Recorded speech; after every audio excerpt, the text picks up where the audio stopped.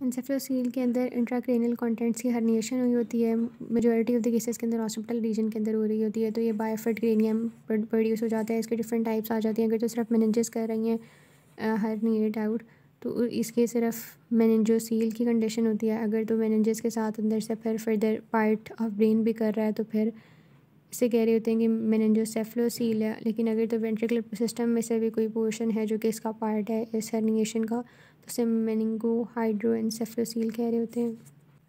Hydrocephalus के अंदर जो हेड उसकी एनलार्जमेंट हुई होती है, क्योंकि CSF प्रॉपर प्रोड्यूस नहीं हो रहा, या फिर उसकी प्रॉपर एब्जॉर्प्शन नहीं हो रही, या फिर प्रॉपर उसकी सर्कुलेशन नहीं हो रही, प्रॉपर अगर उसकी प्रोडक्शन नहीं हो रही, तो इसकी वजह एडिनोमा वगैरह हो सकता है या बेनाइन ट्यूमर हो सकता है। इंट्रावेंट्रिकुलर हेमरेज की वजह से भी हाइड्रोसेफलस हो सकता है, क्योंकि अपर्चर्स वगैरह ब्लॉक हो जाते हैं, ऑब्स्ट्रक्ट हो जाते हैं। फोरामेन ऑफ फ्लैश का और फोरामेन ऑफ मेजेंट्री ऑब्स्ट्रक्ट हो जाते हैं। इसके अलावा अगर एक्वेडक्ट की स्टीनोसिस हुई हुई है या उसके अंदर बहुत माइन्यूट चैनल्स वगैरह प्रेजेंट हैं, तो उसकी वजह से भी हाइड्रोसेफलस हो जाता है। ये एक्स-लिंक्ड रिसेसिव ट्रेट होता है, और वायरसेस वगैरह की वजह से CMG और टॉक्सोप्लाज्मा की वजह से भी प्रेजेंट हो सकता है। सब अरेक्नॉइड स्पेस के अंदर ब्लड हो तो वो भी ऑब्लेटेशन करा देता है सिस्टाइन या अरेक्नॉइड विलाई की। जो इसकी CSF की सर्कुलेशन होती है, उसकी वजह से जब ब्लॉकेज हो जाएगी तो उसमें वेंट्रिकल्स डायलेट कर जाएंगी। जहाँ पर ऑब्स्ट्रक्शन हुई होगी उससे बिल्कुल प्रॉक्सिमल पार्ट के अंदर वेंट्रिकल डायलेट करेंगी, और वेंट्रिकल की डायलेशन की वजह से CSF की एक्यूमुलेशन की वजह से सेरेब्रल हेमिस्फीयर्स का प्रेशर इंक्रीज़ हो जाता है। ब्रेन जो होता है वो इंक्रीज़, फॉर एग्जांपल अगर यहाँ पर वो फ्लूइड इंट्रैक्ट, जो प्रेशर इंक्रीज़ वाला फ्लूइड है वो यहाँ पर प्रेजेंट है, और दरमियान में ब्रेन प्रेजेंट है, और ऊपर न्यूरोक्रेनियम प्रेजेंट है, दरमियान में ब्रेन स्क्वीज़ हो जाएगा इन दोनों के। पर ये जो इंट्राक्रेनियल प्रेशर इंक्रीज़ हुआ होता है, इसकी वजह से जो ब्रेन होता है और जो न्यूरोक्रेनियम होता है वो बहुत जल्दी तेज़ी से ग्रो कर रहा होता है, क्योंकि सूचर्स जो होते हैं वो मीट नहीं कर पा रहे होते। इसके अलावा ये नॉन कम्युनिकेटिंग और कम्युनिकेटिंग हो सकता है। नॉन कम्युनिकेटिंग के अंदर ये है कि वेंट्रिकुलर सिस्टम जो होता है उसका एक पार्ट या उसके सारे जो पार्ट हैं वो डायलेट किए होते हैं। वेंट्रिकल यही लीजिए तो अपर्चर फोर्थ वेंट्रिकल के ऑब्स्ट्रक्ट हुए हैं, या फिर सब अरेक्नॉइड स्पेस ब्लॉक है, तो ऑलमोस्ट ऑल वेंट्रिकल्स जो होती हैं वो इनलार्ज कर रही होती हैं। लेटरल और थर्ड वेंट्रिकल डायलेट कर रही होती हैं। सिर्फ ये दोनों वेंट्रिकल डायलेट करेंगे अगर सेरेब्रल एक्वेडक्ट ऑब्स्ट्रक्ट हुई हुई है, और अगर एक हम स्पेसिफिक इंट्रावेंट्रिकल फोरामेन को ऑब्स्ट्रक्ट करें तो उसकी वजह से स्पेसिफिक वेंट्रिकल की डायलेशन भी हो सकती है। हाइड्रोसेफलस जो होता है वो उसके अंदर जो नॉन ऑब्स्ट्रक्टिव या कम्युनिकेटिंग हाइड्रोसेफलस होता है, इसके अंदर सब अरेक्नॉइड सिस्टाइन की ऑब्लिट्रेशन होती है, या फिर अरेक्नॉइड विलाई जो होते हैं उनकी मेल फंक्शनिंग है। बायोस्वाना बायोफिडा के साथ भी ये कोएग्जिस्ट कर रहा होता है, और जो इसकी हेड की इनलार्जमेंट होती है वो might not be most prominent on birth. इसके अलावा जो फोर हेड होता है वो बहुत प्रोमिनेंट होता है। कैलवेरिया की बोन्स बहुत थिन हुई होती हैं, और cerebral cortex, white matter, basal ganglia, diencephalon, इनकी एट्रोफी या कंप्रेशन हुआ होता है।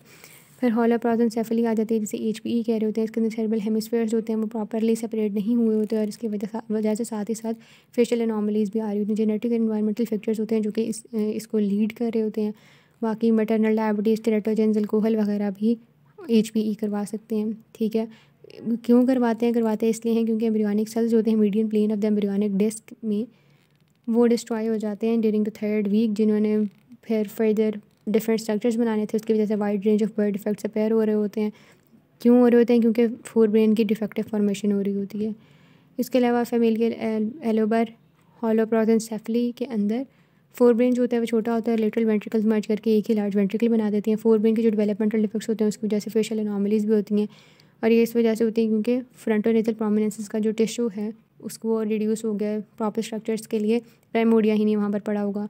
इसके अलावा HPE कैन ऑल्सो भी इंडिकेटेड जब आइज़ जो हों एबनॉर्मली एक दूसरे के करीब हों, जिसे हाइपोटेलरिज्म कह रहे होते हैं।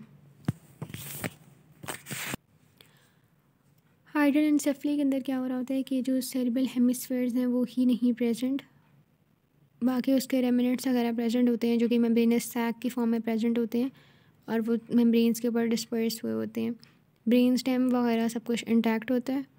इनफैक्ट बिल्कुल नॉर्मल होता है बर्थ के वक्त। हेड जो होता है वो एक्सेसिवली ग्रो करना शुरू कर देता है बर्थ के बाद, क्योंकि CSF जो होता है वो एक्यूमुलेट हो रहा होता है। वेंट्रिकुलोपेरिटोनियल शंट इसके अंदर हम बना देते हैं कि फर्दर इनलार्जमेंट ना हो न्यूरोक्रेनियम की, जिसमें जो है एक्सेसिव CSF जो है वो फिर पेरिटोनियम के अंदर जा रहा होता है। अंदर जो कॉग्निटिव डेवलपमेंट है वो ऑलमोस्ट नहीं हो रही होती।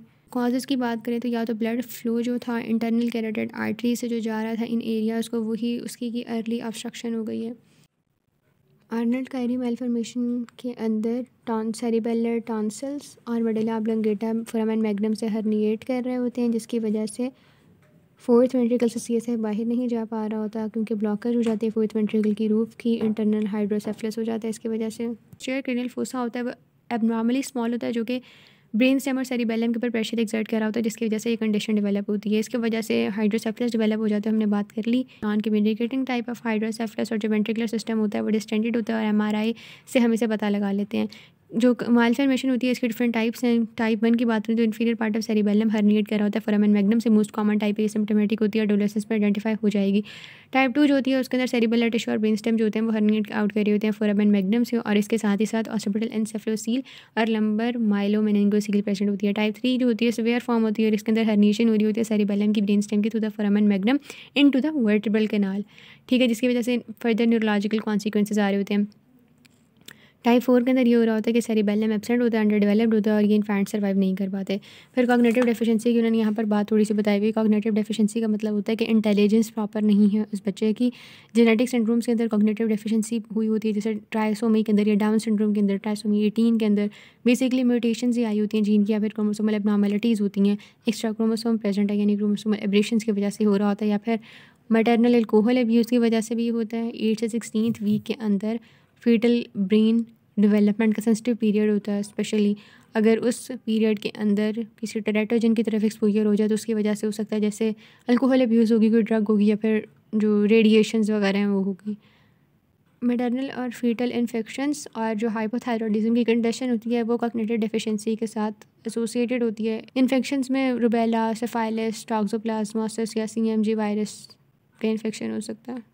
अगर जो सेरेब्रल कॉर्टेक्स से सेल्स की भी डिप्लेशन हो गया तो उसकी वजह से भी कॉग्निटिव डेफिशिएंसी आ जाएगी और फिर डिफरेंट मेटाबॉलिज्म्स के डिसऑर्डर्स होंगे।